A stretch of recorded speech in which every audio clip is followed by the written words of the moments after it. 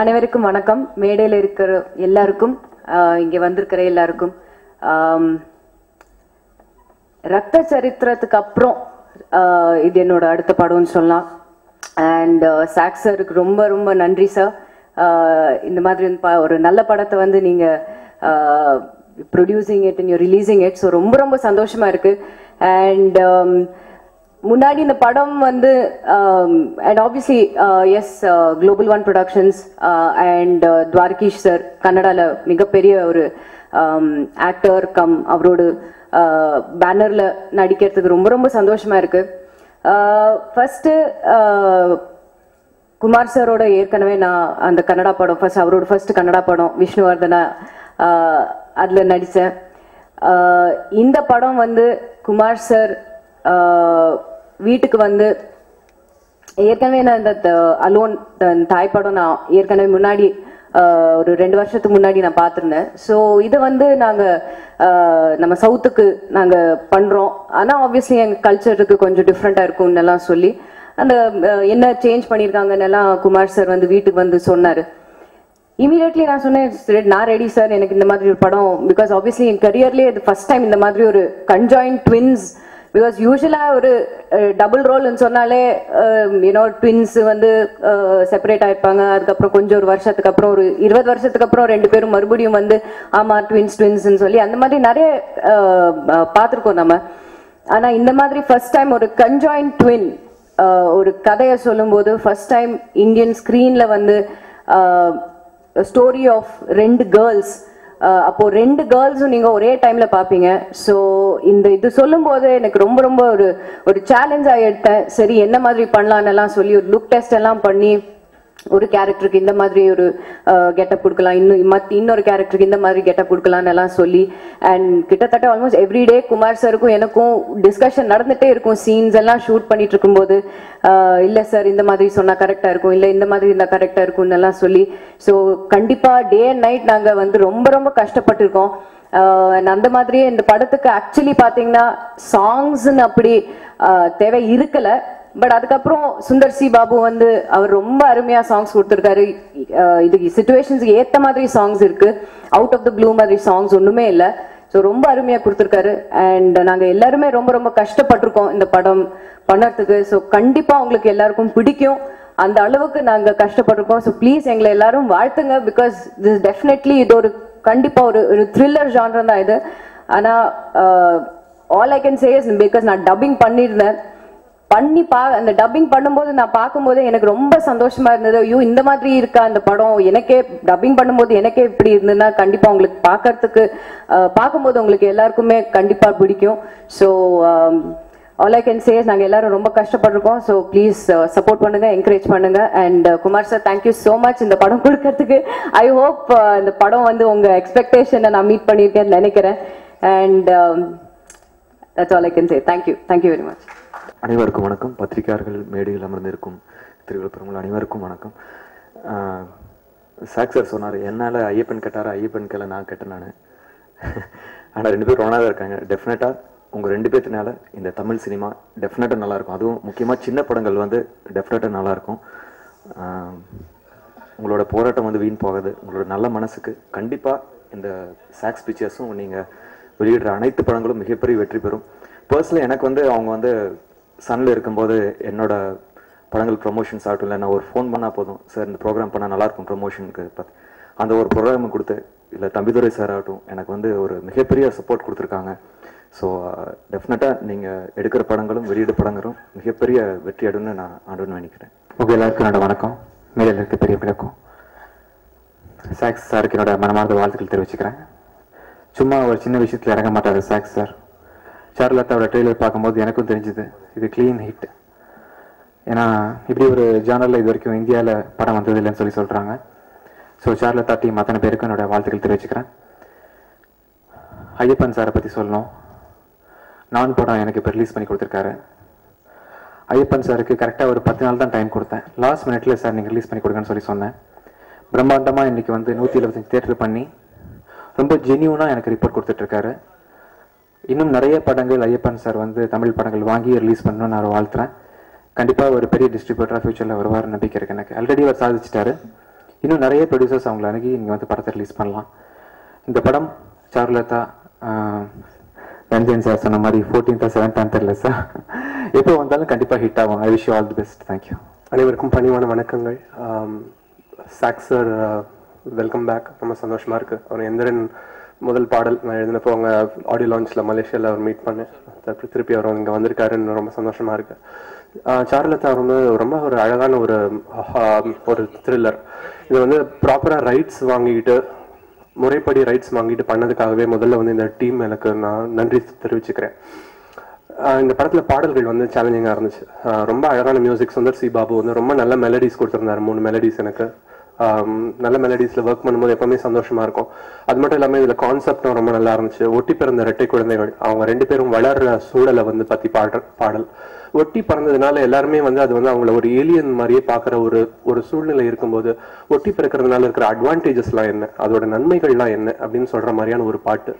ஒன்றாக முளைத்தோம், 2ஆக சிரித்தோம், ஒற்றை காம்பில் ரெட்டை பூவானோம் அப்படின்ற ஒரு பாடல் எனக்கு ரொம்ப பிடிச்ச பாடல். இந்த படத்தோட ஒரு தீம் மாதிரி அவர் யூஸ் பண்ணியிருக்காரு. இன்னும் 2 பாடல்கள். ஒரு காதலோட மகிழ்ச்சி நிலையை சொல்ற மாதிரியான ஒரு பாடல். எடையில்லா கடவுள் துகளை போலே மிதக்கின்றேன் வெள்ளை வண்ண வானத்திலே அப்படின்னு ஆரம்பிக்கும். கடவுள் துகள் கண்டுபிடிச்ச 1-2 வாரத்தில் எழுதின பாடல். அது பாடலுக்குள்ள கொண்டு வந்து வைக்க முடிஞ்சது அப்படின்றது ரொம்ப சந்தோஷமா இருந்துச்சு. ரொம்ப ஒரு மகிழ்ச்சியை சொல்ற பாடல். இன்னொரு பாடல் அதே மாதிரி ஒரு காதல் பாடல். ரொம்ப நல்ல தமிழ் சொற்கள் வச்சுக்கிட்டு பண்ண ஒரு பாடல். வாஞ்சை மிகுந்திட ஆஞ்சை இடுகிறேன் கொஞ்சம் பணிந்திடு, இனி வரும் ஏழ்வை முழுவதும் சால்வை இவளென தோளில் அணிந்திடுன்னு ஒரு பாடல். 3 பாடலுமே ரொம்ப அழகா வந்திருக்கு. ரொம்ப நல்ல மியூசிக், அழகா பிக்சரைஸ் பண்ணியிருக்காங்க. பிரியாமணி மேமோட பெரிய ஃபேன். அவங்களோட பருத்தி வீரன் படத்துல இருந்து இந்த படமும் அவங்களுக்கு ரொம்ப ஒரு நல்ல ஒரு கேரக்டர், ரொம்ப சேலஞ்சிங்கான ஒரு ரோல் ரொம்ப அழகா பண்ணியிருக்காங்க. இந்த டீமுக்கு ஆல் தி பெஸ்ட். படம் பெரிய வெற்றி பெறும் நம்புறேன். நன்றி, வணக்கம். சாருலதால நானும் இருக்கேன்னு சொல்றதுல எனக்கு ரொம்ப ரொம்ப சந்தோஷம். எல்லா படத்துலயும் ஹீரோக்கு அம்மாவா நடிச்சு இந்த படத்துல ஹீரோயின் ஹீரோவா இருக்கிற ஒரு ரோல்ல நடிக்கிற அம்மாவா நடிச்சிட்டு இருக்கேன். ரொம்ப எக்ஸைட்டிங்கா இருந்தது. என்னன்னா ஒட்டி பிறந்திருக்கிறாங்க அப்படிங்கிற கான்செப்ட்ல டெய்லி அந்த குழந்தைங்களையும் அப்படி ஒட்டி பார்க்கும்போது, பிரியாமணி அங்க படுற கஷ்டத்தை எல்லாம் பார்க்கும்போது எனக்கு வந்து ஃபர்ஸ்ட் மார்க்கும் வேணும், ஆனா ஈஸியா அது வேணும்னு நினைக்கிறாள் நானு. அதனால ஐயோ கஷ்டமான ஏதாவது வேலையை கொடுத்தா வச்சா இதுல இருந்து தப்பிக்கலாமா, ஆனா ஃபர்ஸ்ட் மார்க் வேணும் அப்படின்னு நினைச்சுக்கிட்டு இருப்பேன் நானு. பிரியாமணி ஃபர்ஸ்ட் மார்க் வாங்குறதுக்கு ரொம்ப கஷ்டப்பட்டிருக்காங்க. ரொம்ப ரொம்ப உண்மையில பார்க்கும்போது ஐயோ பாவம் எவ்வளவு கஷ்டப்படுறாங்கன்னு தோணுச்சு. So hats off to her. அந்த கஷ்டத்துக்கான பலன் கண்டிப்பா கிடைக்கும். All the best. பொன்குமரன் இனிமையான அருமையான இயக்குனர். ரொம்ப சந்தோஷமா ஜாலியா வேலை செஞ்சோம். அவருக்கு என்னுடைய வாழ்த்துக்கள். பெரிய ஒரு லெவலுக்கு அவர் வரணும் அப்படின்னு ஆண்டவனை வேண்டிக்கிறேன்.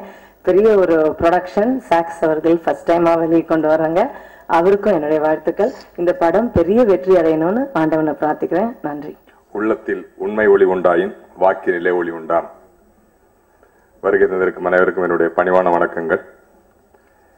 12 வருஷத்துக்கு முன்னாடி கோயம்புத்தூர் இண்டஸ்ட்ரியல் எஸ்டேட்ல அலுமினியம் மெல்ட் பண்ணிட்டு இருந்தேன்னா இந்த ஸ்டேஜில் நிற்கிறேன்னா அதுக்கு முதல் காரணம் டைரக்டர் கே பாக்யராஜ் சார் அவர்கள். அவர்கிட்ட போய் ஒரு கதை சொன்னேன். இந்த மாதிரி நான் ஒரு மகிழ்ச்சியான அழகான வாழ்க்கை எனக்கு போயிட்டு இருந்துச்சு. அப்போ அவர்கிட்ட ஒரு கதை சொல்றேன். இதான் சார் அப்படி கதை அப்படின்னு.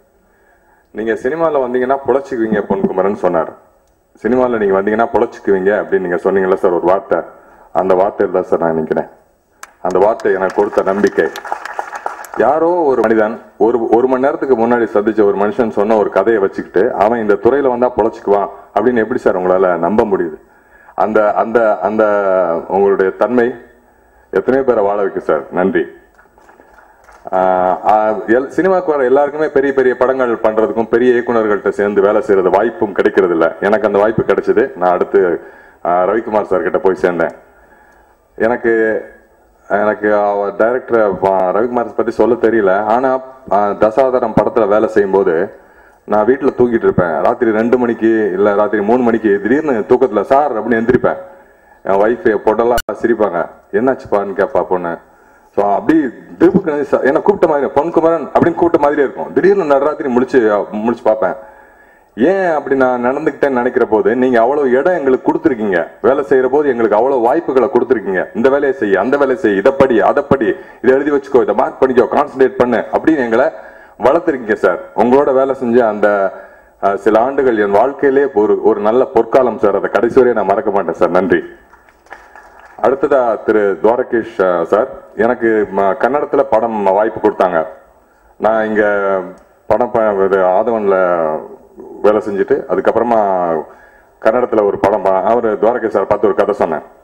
50 வருஷம் சினிமாவில் வேலை செய்த அந்த மிகப்பெரிய மனிதன் துவாரகேஷ் சார் 48 படம் ப்ரொடியூஸ் பண்ணியிருக்காரு. அவர்கிட்ட எப்படி படம் பண்ண போறோமேன்ற போது சின்ன தயக்கம் இருந்தது. பெரிய ப்ரொடியூசர், அவர் ஒரு நடிகர், 300 படம் நடிச்சிருக்காரு, அவர்கிட்ட எப்படி சமாளிக்கிறது அப்படின்னு ஒரு செட்ல வந்து உட்காந்து இப்படி நடி, அப்படி எடு, இப்படி பண்ணலாம், அப்படி பண்ணலாம் சில ஆலோசனைகளை சொல்லுவாங்க. மறுக்க முடியாது.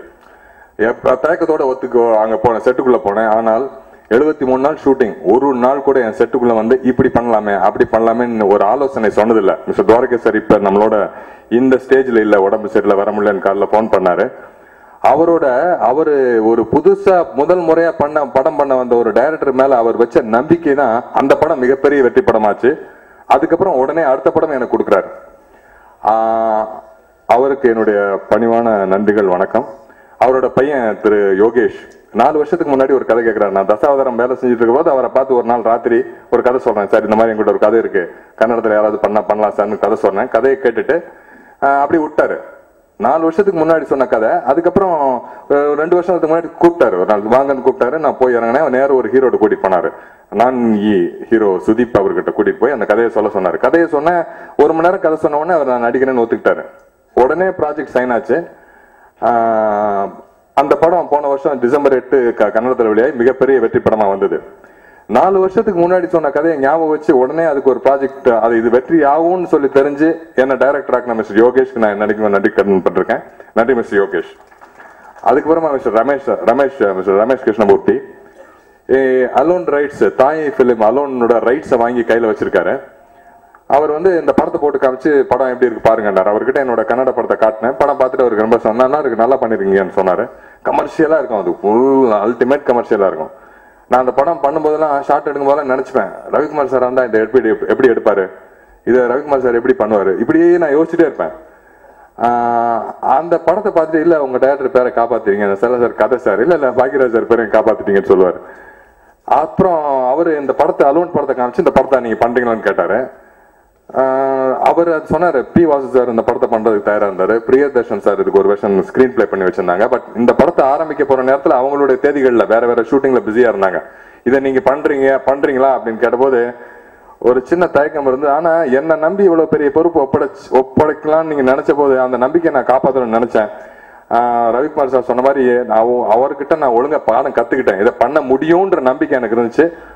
அதனாலதான் சார் இந்த படம் நம்பிக்கை வந்திருக்கு, நல்லா வந்திருக்கு. என் மேல நீங்க வைத்த நம்பிக்கைக்கு நன்றி மிஸ்டர் ரமேஷ். பண்ணி கொடுத்தீங்க மிஸ்டர் பன்னீர், உங்களுக்கு என்னுடைய நன்றி. முதல் படத்துல எனக்கு ஒரு ரெண்டு ஹீரோயின், ஒன்னு ஹீரோவோட டுயட் ஆர்டிஸ்ட் கிட்ட அந்த கதையை சொல்லிட்டு அந்த 2வது கேரக்டர் பண்ண முடியுமான்னு கேட்டபோது நிறைய பேர் முடியாத கேரக்டர் பண்றது எனக்கு ஆள் இல்லாம இருக்கு, நான் பண்றேன் சார், அது இன்னும் பவர்ஃபுல்லான கேரக்டர் நான் பண்றேன்னு சொன்னாங்க. அந்த படம் மிகப்பெரிய வெற்றியான ரமேஷ் சார் ஸ்கிரிப்ட் லாக் பண்ணிட்டு யார் ஹீரோயின் கேட்டோன்னா, சார் பிரியாமணி மேடம்க்கு ஒரு கடன் தீர்க்க வேண்டியிருக்கு, அவங்கள கேட்டு பாருங்க, டேட்ஸ் இருந்தா அவங்கள வச்சே பண்ணிடலான்னு ஒத்துக்கிட்டாங்க. படம் முடிஞ்ச பிறகு படத்தை இப்ப பாருங்கன்னு சொன்னார். ஹேர் ஸ்டைல் எல்லாமே மாத்திட்டு வரணும், அந்த மூட் செட் ஆகணும், இங்க அழுதுட்டு இருக்கணும், அங்க திட்டணும். அவங்க நான் கத்திட்டே இருப்பேன், அவங்க ஒரு நாள் கூட முகம் கோணல, முகம் பார்க்கல, இல்ல சார் வந்துடுறேன் சார்னு சொல்லிட்டு ஒரு அசிஸ்டன்ட் டைரக்டர் மாதிரி கூடவே இருந்து முழு படமும் வேலை செஞ்சிருக்கீங்க, உங்களுக்கு என்னுடைய நன்றி. என்னோட வேலை செஞ்ச என்னோட அசோசியேட்ஸ், அசிஸ்டன்ட்ஸ், என்னோட என்டையர் டைரக்ஷன் டீம், என்னோட என்டையர் டெக்னிக்கல் டீம். நான் டியூன்ஸ் கொடுத்த உடனே 2 ஹவர்ல மெயில் அனுப்பிச்சாரு கார்கி. மற்றும் எல்லாத்துக்கும் மேல எங்க அப்பா அம்மா, அதுக்கு மேல என்னுடைய ஃபேமிலி, என் மனைவி தமிழ்ச்செல்வி. கையில் இருக்கிற போது எப்ப ரிலீஸ் வர போறோம், எப்படி ரிலீஸ் பண்ண போறோம்ன்ற பயம் எல்லாம் இருந்துட்டே இருந்துச்சு. ஒரே ஷாட் ஆன்சர் இப்பவே ஜெயிச்ச மாதிரி இருக்கு சார். உங்களாலதான் இந்த படம் இவ்வளவு பெரிய படமா இருக்கு. அதுக்கு இண்டஸ்ட்ரி சார்பா, என்டையர் சார்வதா டீம் சார்பா நான் உங்களுக்கு நன்றி தெரிவிச்சுக்கிறேன் சார். வேற யாராவது விட்டுருக்க போறேன், அப்படி யாராவது விட்டுருந்தா மன்னிச்சுக்கோங்க. நன்றி, வணக்கம்.